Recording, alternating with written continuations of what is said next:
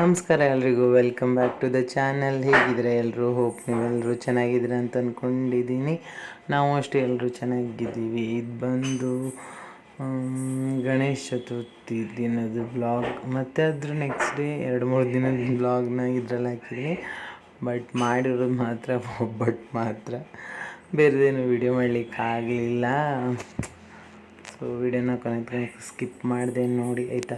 ಇದು ನೋಡಿ, ನಮ್ಮ ಏರಿಯಾದಲ್ಲಿ ಗಣೇಶ ಹಬ್ಬ ಫುಲ್ಲು ಜೋರಾಗಿ ನಡೀತಿದೆ. ಎಲ್ಲ ಶಾಪಿಂಗಲ್ಲಿ ಬ್ಯುಸಿ ಇದ್ದಾರೆ. ನಾನು ಮಾತ್ರ ಒಬ್ಬಳೇ ಹೋಗ್ತಿದ್ದೆ. ಸುಮ್ಮನೆ ಒಂದು ರೌಂಡ್ ಮಾರ್ಕೆಟ್ ನೋಡ್ಕೊಂಡು ಬರೋ ಅಂತ ಹೋಗ್ತಿದ್ದಿದ್ದು ನಾನು. ನೋಡಿ, ಇಲ್ಲಿ ನೋಡಿ ಎಷ್ಟೊಂದು ಥರದ್ದು ಗಣೇಶನ ಇಟ್ಟಿದ್ದಾರೆ ನೋಡಿ, ಸಿಕ್ಕಾಪಟ್ಟೆ ಖುಷಿ ಆಯಿತು. ಗೈಸ್, ಇವತ್ತು ಚೌತಿ ಅಲ್ವಾ? ಸೊ ಚೌತಿ ಹಬ್ಬದ ಪ್ರಯುಕ್ತ ನಾನು ಏನು ಮಾಡ್ತೀನಿ ಅಂದರೆ ಒಬ್ಬಟ್ಟು ಮಾಡ್ತಾಯಿದ್ದೀನಿ. ಅಂದರೆ ಹೋಳಿಗೆ. ನಮ್ಮ ಯಜಮಾನ್ರ ಕಡೆ ಎಲ್ಲ ಜಾಸ್ತಿ ಒಬ್ಬಟ್ಟು ಅಂತಾರೆ, ನಾವು ನಮ್ಮೂರಲ್ಲೆಲ್ಲ ಹೋಳಿಗೆ ಅಂತೀವಿ. ಸೊ ಇಲ್ಲಿ ಆಲ್ರೆಡಿ ಬೇಳೆನ ಕುದಿಸ್ಲಿಕ್ಕೆ ಇಟ್ಟಿದ್ದೀನಿ. ನಾವು ರೆಗ್ಯುಲರಾಗಿ ಮಾಡೋದಂದರೆ ಕಡಲೆಬೇಳೆಲಿ, ಬಟ್ ಇಲ್ಲೆಲ್ಲ ತೊಗರಿಬೇಳೆಲ್ಲೂ ಮಾಡ್ತಾರೆ. ಬಟ್ ನಂಗೆ ಅದೇನೋ ಇಷ್ಟ ಆಗಲ್ಲ. ನಾವು ಮೊದಲಿಂದ ಇದೇ ತಿನ್ಕೊಂಡು ಬಂದಿದ್ದು, ಹಾಗಾಗಿ ನಮಗೆ ಕಡಲೆಬೇಳೆ ಒಬ್ಬಟ್ಟೆ ಇಷ್ಟ. ಇದನ್ನು ಫಸ್ಟು ಬೇಯಿಸ್ಲಿಕ್ಕೆ ಇಟ್ಟಿದ್ದೀನಿ, ಮತ್ತು ಏನು ಮಾಡ್ತೀನಿ ಅಂತ ಕಂಟಿನ್ಯೂ ಮಾಡ್ತೀನಿ, ಓಕೆನಾ.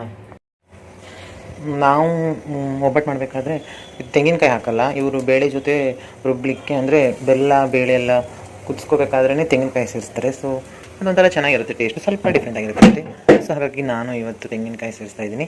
ಇದು ಬಂದು ಪಾಪ ನನ್ನ ತಂಗಿ ಎಲ್ಲ ಚೆನ್ನಾಗಿ ತೆಂಗಿನಕಾಯಿನ ಹೊಡೆದು ತುರಿದ್ಬಿಟ್ಟು ಕೊಟ್ಟು ಹೋಗಿದ್ದಾಳೆ. ಈ ಥರ ನೀವು ಫ್ರಿಜ್ಜಲ್ಲಿ 1 ಮಂತ್ ತನಕ ಸ್ಟೋರ್ ಮಾಡ್ಬೋದು. ಅದಕ್ಕಿಂತ ಹೆಚ್ಚು ನಂಗೆ ಗೊತ್ತಿಲ್ಲ, ಯಾಕಂದರೆ ಅಷ್ಟರೊಳಗಡೆ ಖಾಲಿಯಾಗಿಬಿಡುತ್ತೆ. ಸೊ ನಾನು ಇದೇ ಥರ ಸ್ಟೋರ್ ಮಾಡ್ತೀನಿ. ಅಂದರೆ ಪದೇ ಪದೇ ಆ ತೆಂಗಿನಕಾಯಿ ಕೆರ್ಕೊಳ್ಳಿಕ್ಕೆ ಆಗಲ್ವಲ್ಲ, ಹಾಗಾಗಿ ಈ ಥರನೇ ಸ್ಟೋರ್ ಮಾಡಿರ್ತೀನಿ. ಒಂದೇ ಸಲ ಸುಮಾರು ಕಾಯಿನ ತುರಿದ್ಬಿಟ್ಟು ಏರ್ಟೈಟ್ ಕಂಟೇನರ್ ಆದರೂ ಪರವಾಗಿಲ್ಲ, ಇಲ್ಲಾಂದರೆ ಯಾವುದಾದ್ರೂ ಚೆನ್ನಾಗಿ ಕ್ಲೀನಾಗಿರೋ ಕವರಲ್ಲಿ ಸ್ಟೋರ್ ಮಾಡಿದ್ರು ಅಡಿಲ್ಲ, ಏನಾಗಲ್ಲ, ಚೆನ್ನಾಗಿರುತ್ತೆ. ನಿಮ್ಗೆ ಇದರಲ್ಲಿ ಏನು ಎಕ್ಸ್ಟ್ರಾ ಎಫರ್ಟು ಏನು ಬೀಳಲ್ಲ. ಈ ಥರ ಸ್ಟೋರ್ ಮಾಡಿ ನೋಡಿ. ನೀವು ನನ್ನ ಥರ ಬ್ಯುಸಿ ಇದ್ದರೆ, ಇಲ್ಲ ಮನೇಲಿ ಇರೋರ್ಗಾದ್ರೆ ಏನಾಗಲ್ಲ, ಅಂದರೆ ಆವಾಗಿಂದ ಆವಾಗಲೇ ಕೆರ್ಕೋಬೋದು ಕಾಯಿನ. ಬಟ್ ಈ ಥರ ಇದ್ದರೆ ಈಸಿ ಆಗುತ್ತೆ. ಏನಿಲ್ಲ, ಕಾಯಿ ತುರಿರಿ ಈ ಥರ ಒಂದು ಡಬ್ಬದಲ್ಲಿ ಇಲ್ಲ ಕವರಲ್ಲಿ ಹಾಕಿ ಸ್ಟೋರ್ ಮಾಡಿ ಇಟ್ಟರೆ ಆಯಿತು. ಇದೇನು ಕಷ್ಟದ ಕೆಲಸ ಅಲ್ಲ, ತುಂಬಾ ಈಸಿ. ನಿಮ್ಗೆ ಯಾವಾಗ ಬೇಕೋ ಆವಾಗ ಆರಾಮ್ಸೆ ಯೂಸ್ ಮಾಡ್ಕೊ. ಇವಾಗ ಇದನ್ನ ಒಂದು ವಿಸಿಲ್ ಕೂತ್ಕೊಂಡಿದ್ದೀನಿ.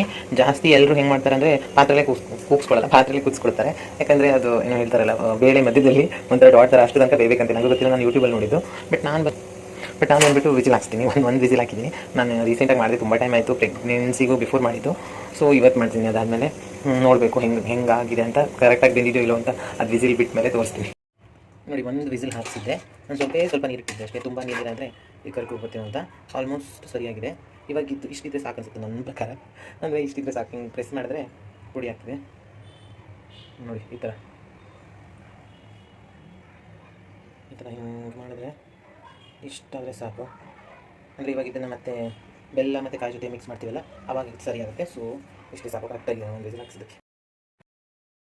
ಇವಾಗ ಇದು ಟ್ರಾನ್ಸ್ಫರ್ ಮಾಡ್ಕೊಳ್ಳುವ. ನಾನಿಲ್ಲಿ ಅರ್ಧ kg ಬೇಳೆ ತೊಗೊಂಡಿದ್ದೀನಿ. ಇದರಲ್ಲಿ ಅಂದರೆ ಕಡಲೆಬೇಳೆ, ಅದಕ್ಕೆ ಅರ್ಧ kg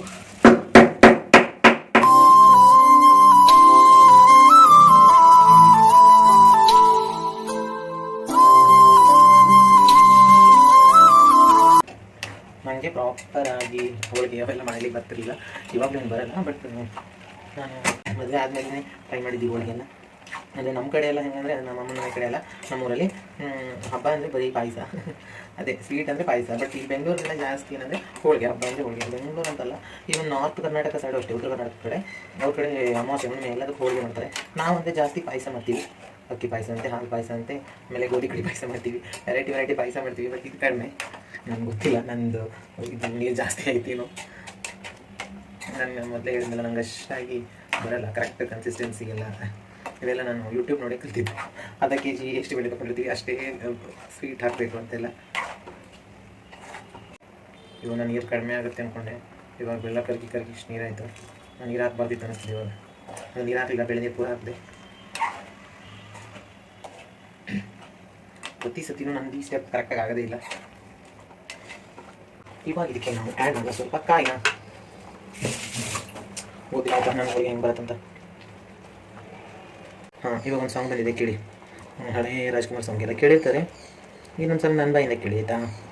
ನಾನೇನು ಅಷ್ಟು ಒಳ್ಳೆ ಸಿಂಗರ್ ಅಲ್ಲ, ಟ್ರೈ ಮಾಡ್ತೀನಿ ಓಕೆನಾ. ಪಾಲ್ಗಡಲ ಕಡೆವಾಗ ನೀ ಜನಿಸಿದಂದೆ ನಾನಿನ್ನ ಕಂಡೆ ಬಲು ಮೋಹಗುಂಡೆ. ಪಾಲ್ಗಡಲ ಕಡೆವಾಗ ನೀ ಜನಿಸಿದಂದೆ ನಾನಿನ್ನ ಕಂಡೆ ಬಲು ಮೋಹಗುಂಡೆ. ಪ್ರೇಮಾನುರಾಗದಿ ಕೈ ಹಿಡಿದೆ ನಿನ್ನನ್ನು ಪಡೆದು ಪರಿಪೂರ್ಣನಾದ ನಾನೇ ಭಾಗ್ಯವಂತ. ಇಂದು ನಾನೇ ಪುಣ್ಯವಂತ. ನಾನೇ ಭಾಗ್ಯವತಿ, ಇಂದು ನಾನೇ ಪುಣ್ಯವತಿ. ಆ್ಯಕ್ಚುಲಿ ನೀವು ಫ್ರಿಜ್ಜಲ್ಲಿ ಸ್ಟೋರ್ ಮಾಡಿದ್ರೆ ಇದೊಂದು ಸಮಸ್ಯೆ. ಅಂದರೆ ನೀವು ಅಡುಗೆ ಮಾಡೋಕ್ಕಿಂತ ಸ್ವಲ್ಪ ಮೊದಲೇ ತೆಗೆದಿಟ್ಕೋಬೇಕಾಗುತ್ತೆ. ಇಲ್ಲ ಅಂದರೆ ಇವಾಗ ನಾನು ಮಾಡಿದ್ನಲ್ಲ ಆ ಥರ ಪರಿಸ್ಥಿತಿ ಆಗುತ್ತೆ. ಚೂರಿ ಹಾಕಿಬಿಟ್ಟು ಅದನ್ನು ಇನ್ನೊಂದ್ಸಲ ಆರ್ಡರ್ ಮಾಡಿಬಿಟ್ಟು ಹೊರ ತೆಗಿಬೇಕಾಗುತ್ತೆ. ಸೊ ಬೆಟರ್ ನೀವು ಸ್ವಲ್ಪ ಮೊದಲೇ ತೆಗೆದಿಟ್ಕೊಳ್ಳಿ ಆಯಿತಾ. ಸಾಕನ್ಸುತ್ತೆ ಇನ್ನು. ಮತ್ತು ಆಮೇಲೆ ಎಲ್ಲ ಪಾಕ ಆಗಿ ಇದು ಹಯಗ್ರೀವ ಗಟ್ಟಿ ಆಗಿಬಿಟ್ರೆ ಕಷ್ಟ. ಆಮೇಲೆ ನಾನು ಹೋಳಿಗೆ ಹೋಗಿ ಕಡಲೆಬೇಳೆ ಬರ್ಫಿ ತಿನ್ನಬೇಕಾಗೋದು ಸಾಕನ್ಸುತ್ತೆ. ಸೊ ನೋಡುವ ಹೆಂಗಾಗುತ್ತೆ ಅಂತ. ಇಷ್ಟು ಕನ್ಸಿಸ್ಟೆನ್ಸಿ ಇಟ್ಟಿದ್ದೀನಿ. ನಾನು ಅಷ್ಟು ಒಳ್ಳೆ ಶೆಫ್ ಅಲ್ಲ, ನಾನು ಸಾಧಾರಣ ಮದುವೆಯ ನಂತರ ಅಡುಗೆ ಕಲಿತ ಮಹಿಳೆ. ಸೊ ಸಾಕು, ಇದನ್ನು ಸೈಡಲ್ಲಿ ಫುಲ್ ತಣ್ಣಗಾಗಬೇಕು. ಆಮೇಲೆ ಅರಿವಾ ಆಯಿತಾ. ಸೊ ಇವಾಗ ಬೇರೆ ಕೆಲಸ ಮಾಡುವ. ಇವಾಗ ಮೈದಾ ಹಿಟ್ಟು ಒಂದು ಅರ್ಧ ಕೆ ಜಿಗೆ ಅರ್ಧ ತೊಗೊಂಡಿದ್ದೀನಿ, ಅದಾದ್ರೆ ಮುಕ್ಕಾಲು ತೊಗೊಂಡಿದ್ದೀನಿ. ಅದಕ್ಕೊಂದು 2 ಸ್ಪೂನು ಚಿರೋಟಿ ರವೆ,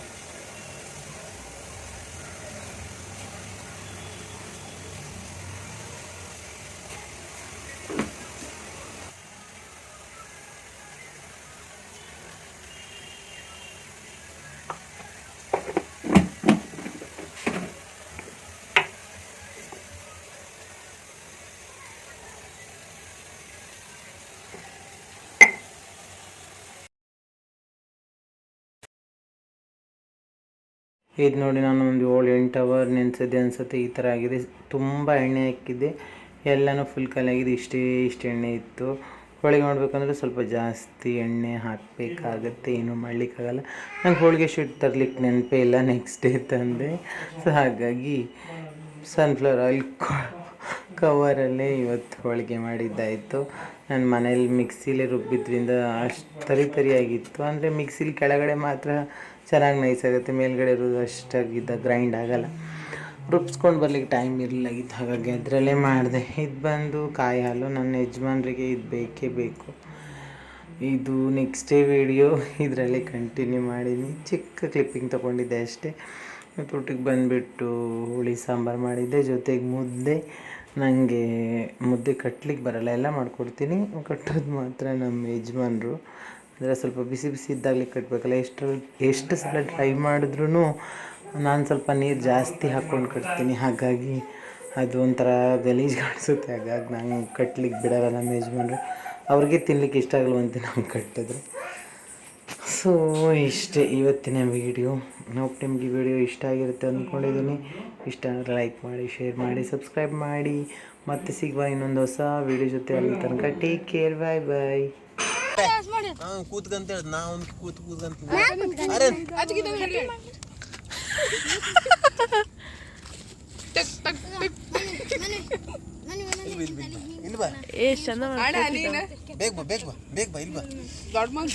ಬೇಗ ಬಾ. ಇಲ್ಲಿ ಬಂದ್ಕ ಹಿಂಗ್ ನಿಂತ್ಕ, ಇಲ್ಲಿ ಬಂದ್ಕಂಡಿ. ಮೋನಿಕಲ್ಲ, ಮೂಕ ಹಾಡು ಮೂಕ. ನೀ ಇಲ್ಲಿ ಬಾರ, ನಿಲ್ಲಿತ್ಕ ಹಿಂಗ್ ಥೋಪ್ ಮಾಡು. ಕಾಣ ನೀವು ಮುಂದ್ ಬಾ, ಥೋಪ್ ಅಂತ ನನ್ನ ಡ್ಯಾನ್ಸ್ ಮಾಡ್ಬೇಕು ಮೋನಿಕಾ